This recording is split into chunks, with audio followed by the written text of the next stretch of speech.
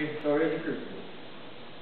Some girls went out to have some fun, but no one knew what would be done.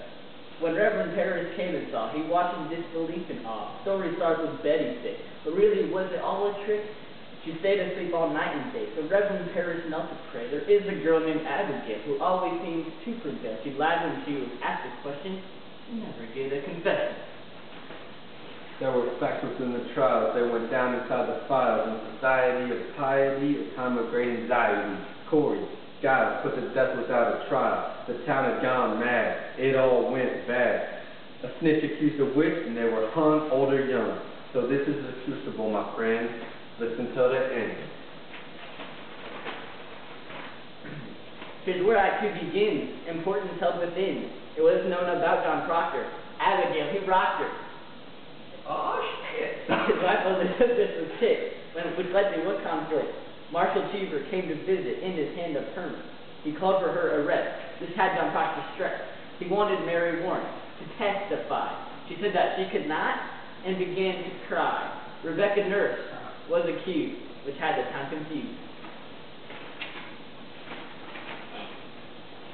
There were facts within the trials. They went down inside the files. In the society of piety, a time of great anxiety. Corey, God put to death without a trial. The town had gone mad. It all went bad. A snitch accused a witch. They were hung, young, old or young. This is the crucible, my friend, so listen till the end.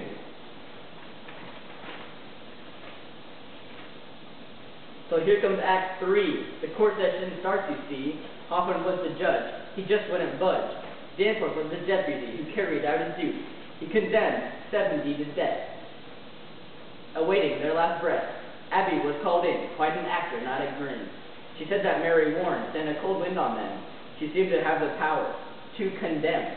So Proctor stands up and calls her a liar. Inside of his rage, burned like a fire. Abby claimed that Mary Warren was attacking her. Her spirit, the devil, whatever you prefer.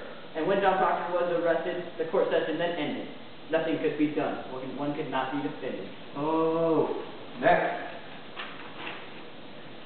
There were facts within the trials. They went down inside the files. In the society of piety, a time of great anxiety. Corey, God put to death without a trial. The town had gone mad. It all went bad. A snitch accused a witch. They were hung, old or young. This is the crucible, my friend, so please listen till the end.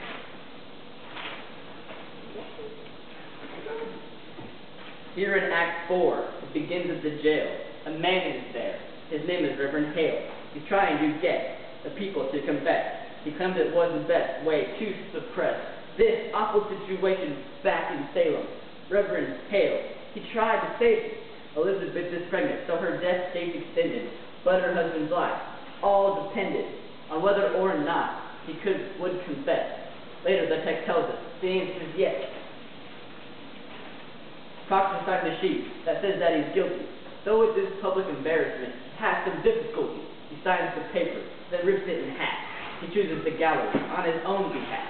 So there his life ended with tragedy. The later it found out there was a remedy. Game, Blouse.